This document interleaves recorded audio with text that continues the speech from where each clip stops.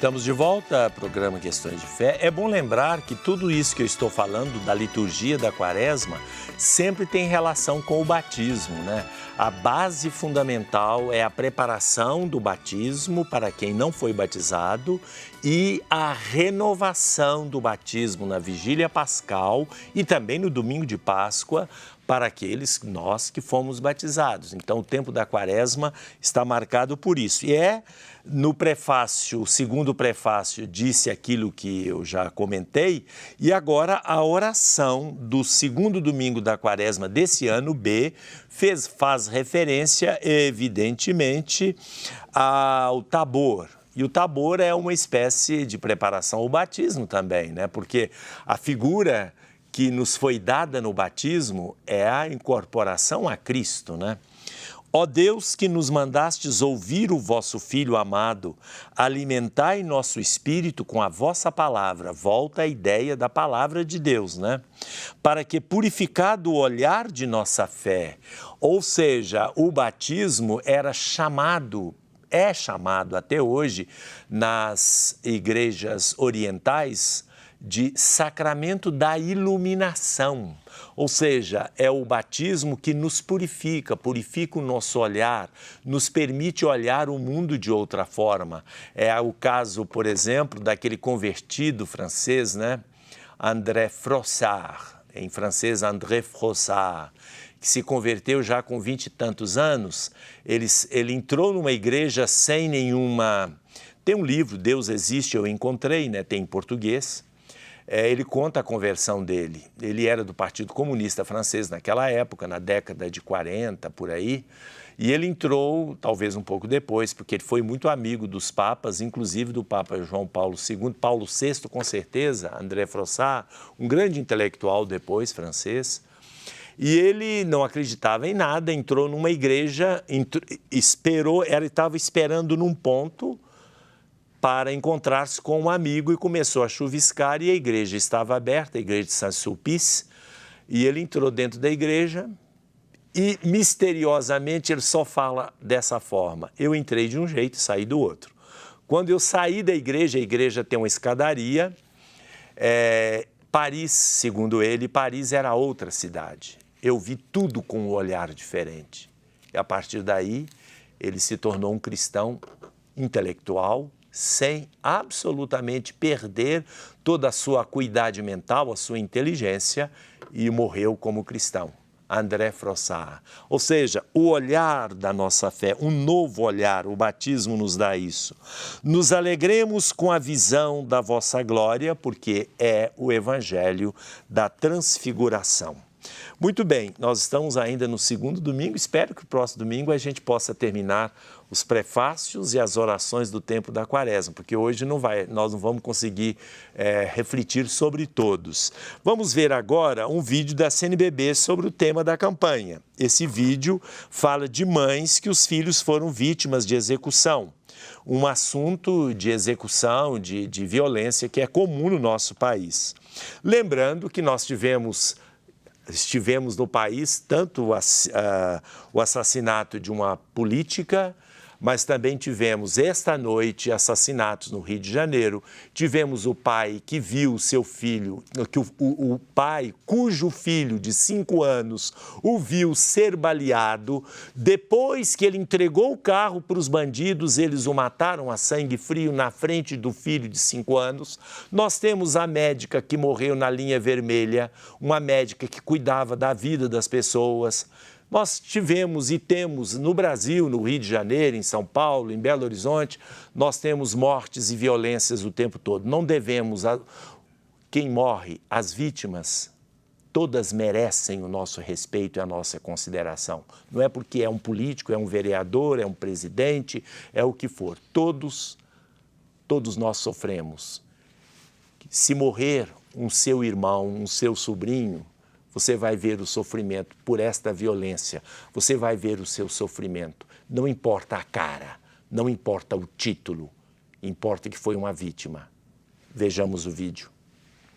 O grupo de mães, eles surgem justamente porque Quando essa dor é vivida sozinha, no isolamento, ela adoece. Então, na medida que essas mães se juntam, elas dão espaço e vida para a voz que foi calada junto com o corpo, né? Principais autores das mortes dessas mães que se reúnem realmente são agentes do Estado, policiais, civis e militares. Essa é a cultura do extermínio que nos acompanha desde o tempo da colônia. E desse grupo surge então a necessidade de gritar na busca de justiça, para conversar com os atores do sistema de justiça, que muitas vezes demonstram uma indiferença assustadora. É como se fosse mais um caso. E o que o grupo faz é dizer, não, não é mais um caso. É uma vida com história e que tinha aí um futuro importante para ser vivido. Elas ficam falando para mim, Paula, levanta a cabeça, que é você que vai ter que ter voz, porque o seu filho não tem voz. Você vai ter que ter voz por ele. Então elas têm me ajudado a me levantar, porque se não fosse elas, tudo que eu preciso, eles estão me dando apoio. Eles não me deixam eu ir para canto nenhum, sem a presença do Damásio, que é o advogado daqui. Eles estão me dando uma força de tudo mesmo.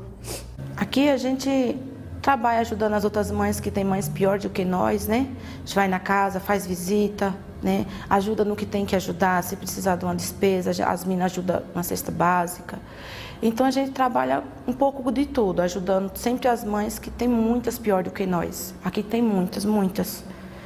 Entendeu? Nós estamos passando a dor também com elas, mas nós já estamos um pouco mais forte, né? Mas tem muitas aqui que não tá. Precisa muito de apoio, muito.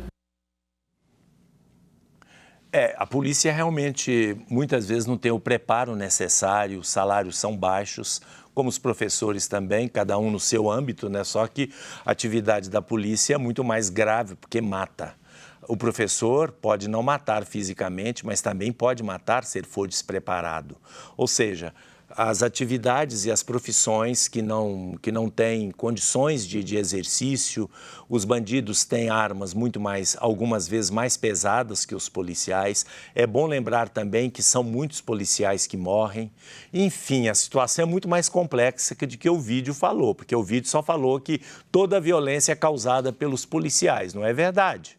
Eu conheço 5 jovens, um morou comigo, que foi chacinado porque ele tinha sido preso por questão de droga e na prisão ele denunciou colegas que eram traficantes e depois a família o colocou para morar comigo para ver se eu o protegia, a igreja o protegia e de fato nós o protegemos durante determinado tempo. Mas ficamos sabendo que os colegas dele foram lá na igreja e o levaram para morar numa casa abandonada na periferia da cidade. E no dia que o pai dele, que era viúvo, se casou com a madrasta dele, que era também viúva, ambos meus amigos, e eles iam para a lua de mel, eles voltaram do aeroporto de Confins, porque o rapaz tinha sido assassinado por traficantes. E eu conheço mais 4, não que moraram comigo, mas eu conheço mais 4 nessas. Eu, pessoalmente, sei os nomes, sei as histórias. Portanto, não é só polícia que mata. É bom lembrar que traficantes matam também e matam muito. A maior parte das chacinas são feitas por traficantes, todo mundo sabe disso. Então eu não concordo que se divulgue só esse lado porque desmoraliza o trabalho feito para se implantar a paz. Não pode ser assim. Ninguém vai acreditar que só a polícia mata nesse país. A polícia mata, é despreparada e evidentemente que é sério isso, né? Eu mesmo já fui vítima também. Num carro e a polícia atrás e eu mandando a polícia parando e a polícia queria, em Itabira, não foi em Belo Horizonte, né? À noite com a família e eles apontando arma para o carro porque disseram, depois foram se explicar. Eu falei, escuta aqui.